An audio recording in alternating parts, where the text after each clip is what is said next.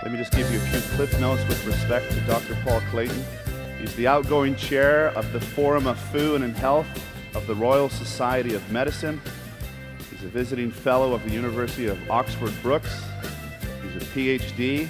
He understands the immune system. Let's put our hands together, give a warm welcome for Dr. Paul Clayton. Well, hi there. I'm a shy, retiring kind of a clinical scientist kind of person. My natural habitat is the university and dreaming spires of Oxford. So I ask myself, what the heck am I doing here in Anaheim?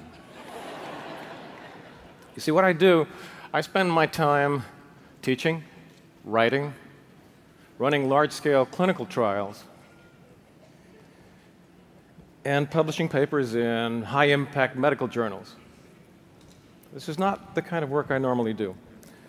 But the reason why I'm here is that this seems to me and to most of my colleagues like one of the most critical opportunities to change public health that we have seen maybe in the last 50 years, maybe even this century.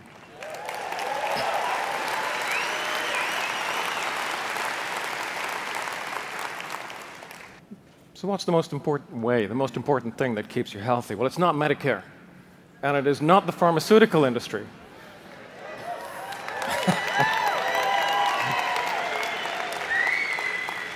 It's not even the pump-action Remington in your gun rack. It's your immune system.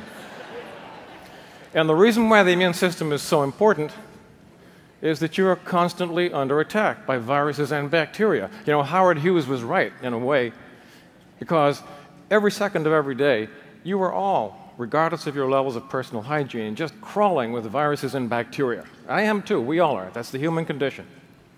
In fact, every single one of you carries on and inside your body more bacteria and more viruses than there are humans on the surface of this planet. And each and every one of them, the vast majority of them, is just waiting to get an opportunity to attack you and cause an infection. And the one thing that keeps you safe is your immune system, and it's working 60 seconds every minute, 24/7, to keep you healthy. And a lot of the time, it works okay. But every time the immune system is compromised or weakened by some external problem, one of those bacteria, one of those viruses might get through, and then you could be in very serious trouble. So what are the kinds of things that suppress the immune system? Well, malnutrition is one. You'd be surprised to hear this, but a lot of Americans and a lot of British people are malnourished. We eat enough food, but we eat the wrong kind of food. And if you're getting by on burgers, fries, and sodas, you're malnourished. So that's one problem right there. What are the other things that could affect you? Well, long-haul air travel. When you cross the Atlantic, you're exposed to the equivalent of 4 whole-body X-rays. And everybody knows that knocks your immune system flat on its ass, which is why so many people, when they get off the plane, you end up with some sort of a respiratory tract infection or something worse. The third thing that reduces the efficiency of the immune system is stress. Now, I know that none of you are malnourished, none of you take long-distance air flights, and none of you know the meaning of the word stress, so I guess none of this applies to any of you. But what we do know when we look in detail at the immune systems of the general public, we find that in most cases, they're not working as well as they should. In fact, this is a major factor which has contributed to the astonishing rise in allergies that we've seen since 1950, the huge increase in cancer, and it's the reason for our enormous vulnerability to infections when we travel. The new bacterium comes to town. It hits target 0. The first person gets sick. They die. And before their body is cold in the ground, other people who have acquired the bacterium or the virus from this initial case are starting to die. So they're following him into the grave. These kinds of diseases wiped out entire communities, cities, families. The Black Death, for example, killed on average 4 or 5 out of every 10 people. Thanks to human ingenuity, in historically what was the blink of an eye, we developed the antibiotics, which you all grew up with. Many of you have probably used at one time or another. And it looked as if we were winning the war against infection. We were pushing infection back into the corners. We were wrong. Turns out we were not winning the war. We won a couple of skirmishes, but we are losing the war, ladies and gentlemen. And this is a statement from the United States Centers for Disease Control, and they were saying back in 2005, many bacteria are becoming resistant to commonly used antibiotics worldwide. We have misused the antibiotics, and as a result, they are becoming next to useless. Just a few quick examples. This is something called MRSA, which means it's methicillin-resistant Staphylococcus aureus. Now, Staph aureus is a bug, lives on your skin, lives in your nose. When your defenses, your immune defenses, are not at their best, this bacterium can really hit you hard. It can kill you. 30 years ago, not a problem. We had methicillin, we could cure every case. It's so serious now that some of my specialist colleagues, my medical microbiologist friends, when they get sick, if they require surgery, they say, don't take me to the hospital. I would rather be treated at home. Hospitals are just too dangerous.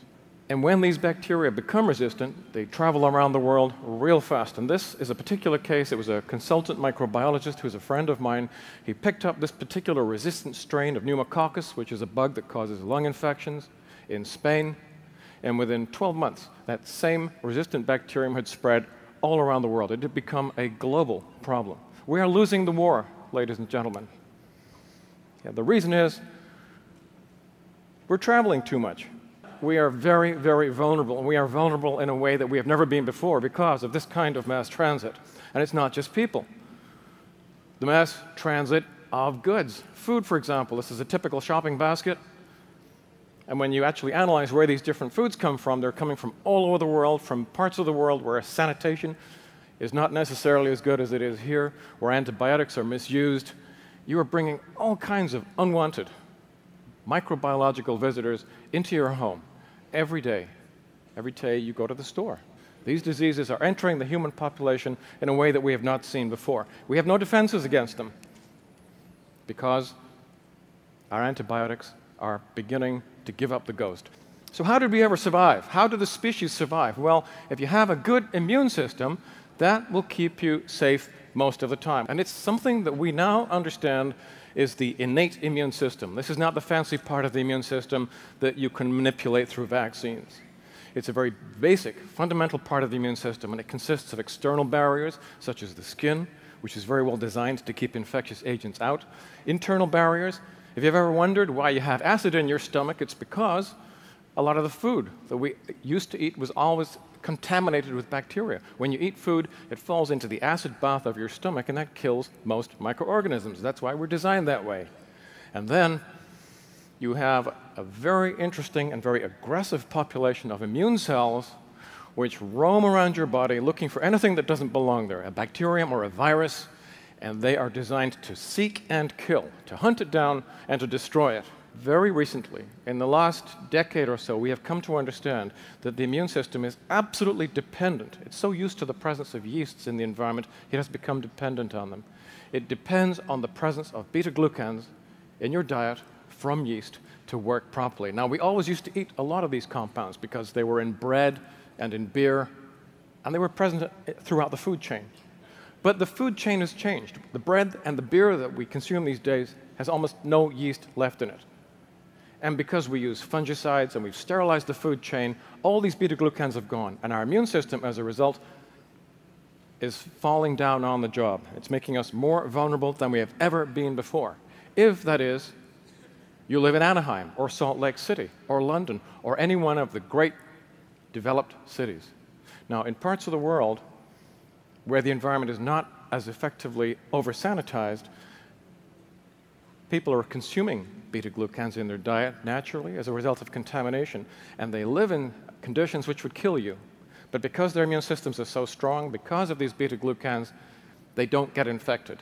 We over-sanitized our environment, folks. We sterilized the food chain, and we turned our kitchens into operating theaters. We made them so clean, we took away the beta-glucans, and as a result, we left ourselves defenseless.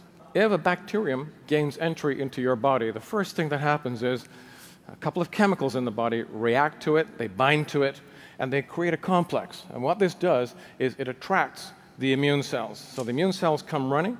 Under these conditions, they will do a reasonable job at killing off the bacteria. But they're not that effective. Your defenses are not working as they should be. You are vulnerable. because you need to feed the immune cells on a daily basis. They don't last for long. They're just around for a couple of days. Each new generation has to be primed in exactly the same way.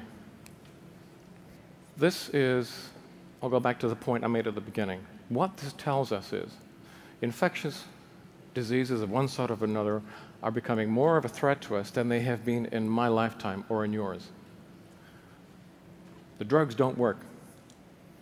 Vaccines are never going to be ready in time, particularly for diseases we don't even know which ones are going to affect us next. The only defense we have is improved immunity. And the only way we know how to achieve that is with beta-glucans, with well-immune WGP. So this is a therapeutic and a public health tool we've never seen before. It has the potential to radically improve public health, as I said, first in North America, subsequently world health. And this tool is now in your hands.